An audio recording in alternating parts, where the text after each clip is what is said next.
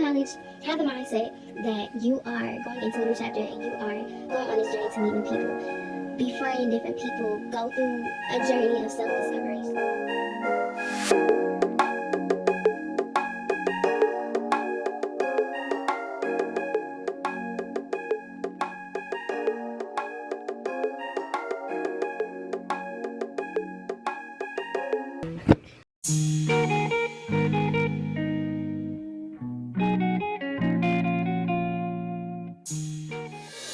What's going on, y'all? We back, and I got my friend over here. She attends Eastern Michigan University, and her name is Faith. So we got a speed round going on. I'm gonna just ask quick little questions that I'm sure you guys want to know. So yeah, first question: what are 5 essential things you need to bring? 5? Well, obviously, I'm gonna just say a category like your electronics. You're gonna need that. If you got anything that you like to eat or like any essentials for cooking, you're gonna need that. But what if they stay in the dorm? Oh, like a traditional dorm, no kitchen, none of that. Yeah, it's no kitchen in there. So I suggest see what you can do with a microwave, or if you can sneak an air fryer. If you can sneak an air fryer, that would be pretty lit. If you just can't cook, then this is a good time to experiment. But other than that, what's more essentials? I can't really name anything in particular, but just anything that makes you comfortable. But I will watch out for anything that's super valuable. If it's like super valuable and it's like not replaceable and you're nervous about it, I wouldn't take it. Like for me personally, I have a collection of vinyl records I had 3 years of effort into, and I just won't take that with me because it's hard to get that kind of stuff replaced. So I would just say that. Like I mentioned earlier, bring a mattress topper. It'll change your life. Bring an iron and an iron board or a steamer. Ladies, your dresses are not always going to be wrinkle free. Bring makeup if you got cosmetics, because you can use that as like a side hustle, or if you ever need something like to do your face for an event or something like that. Obviously hair care products. Yeah. Oh, materials. If you have like an independent business or something, bring that. So yeah. How do you gain opportunities in your major that are not specialized within the school you're attending? I would probably have to say just venture out as much as you can. Like exhaust all your options. Do your research. Yeah, do your research. If you got a classmate that you know, ask them. Ask your professors, academic advisors. There are many programs you can join everywhere. Just because you're taking classes at the school and they don't have exactly what you need, there are programs that you can get into like outside of that, or they partner with your school but you do it through something else. Yeah, for sure. How do I get involved on my college campus? I would say just look up what's going on, like on a bulletin board and on social media. Please keep up with social media. Yes. Instagram, Twitter, that'll be your best friend. That is the source of information. Your group chats that you're gonna get in when you first get to school. Always look in a group chat. It's always something going on. Everybody's posting the parties, the things to do, the festivities, all of it. Yeah, you never know what's going on and who you may meet, because it could be a good networking opportunity or just making friends. Period. So facts. How do you stay involved if you're a commuter? I can definitely answer that one. That connects with social media. Always stay on social media. For me personally, I commuted for about a good couple of years. So I basically had to like always stay on the phone, see what was going on, look things up, and be constantly driving. I know it's a lot because gas prices are up, especially if you live too far. But if you have like a college friend that lives near campus and you could like crash there for a couple hours until it's time, that's great.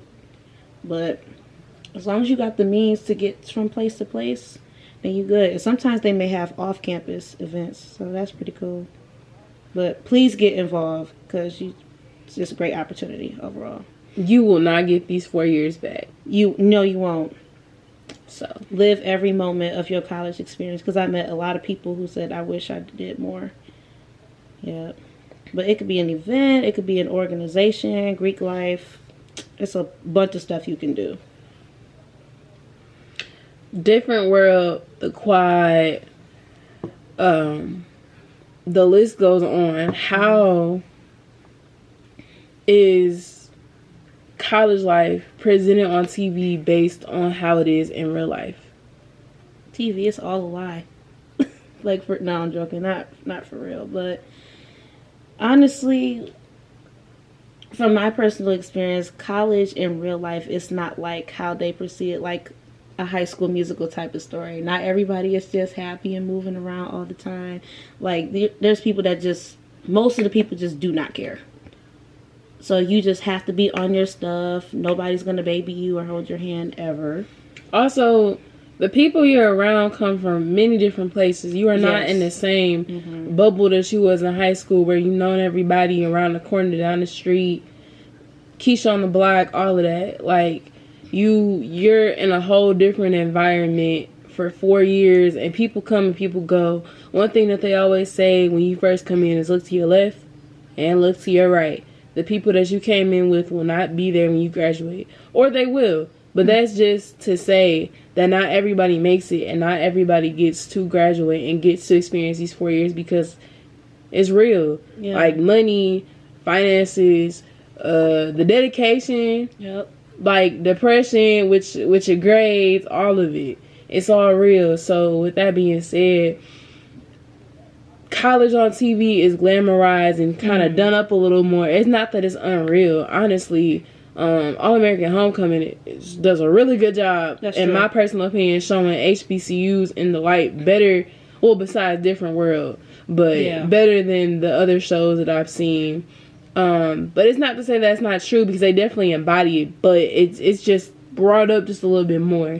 But that's not to scare you. It's just to say that it's just a little bit more glamorized, a little bit overdone. But everybody has their different experiences and different things that with different schools they went to. So don't compare it to what you see on TV. Just live your life, and you gotta experience it for yourself. And I would also, to add on to that, be open-minded to, how do I say, embrace, like, be aware of other people's culture and beliefs, because not everybody is gonna have the same type of background as you. Some people could be from the South or the North or overseas. So I would say, if someone has a different opinion or a way of life, don't get offended by that. Just say, okay, this is how it is, this is who they are, and just keep it pushing and just do you. Because same thing, people can look at you like that.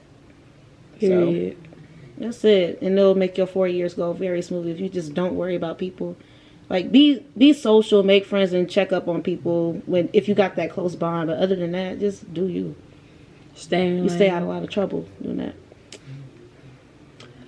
Lastly, Professor Tips 101. Communication. Communication. Yep. Communicate with your professors about any and everything. Yep. Late homework assignments. You can do it.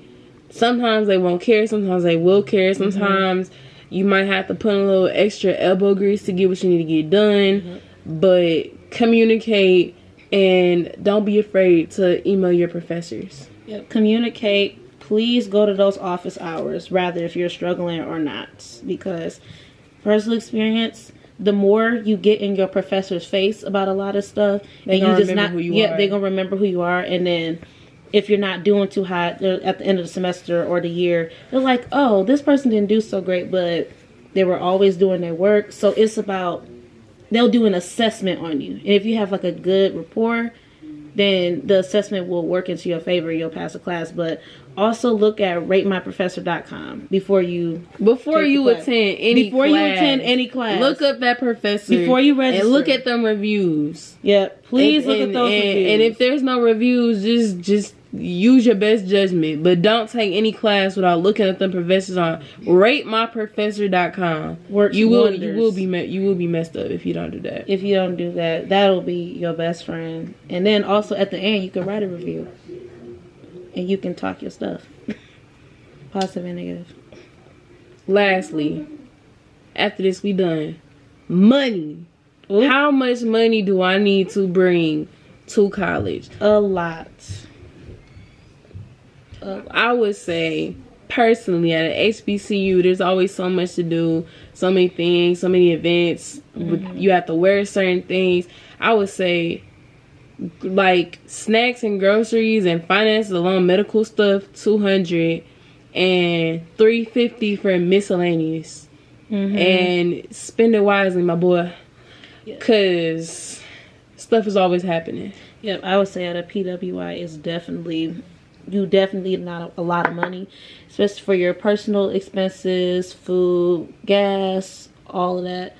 But if your major requires you to do things like a clinical observation or something, like for my major, I had to go through like a certain school district to do clinical reports and all the different stuff. And I had to pay $75 just to get fingerprinted for that semester, for just to go in and out to observe. So sometimes your class may have you to sign up for an application for the course. That's money pulled out. If you have like a late fee for financial aid, let's say if you got a ticket for something on campus for parking, because parking is expensive too if you want to hold your car. So it's just a lot of undercover hidden expenses with school along with your personal expenses. So if you can work, do it. But other than that, save your money, because in college you are broke. Broke as a joke. Or at least I am. That's all for today. I'm gonna catch you later. All right. Peace. Peace.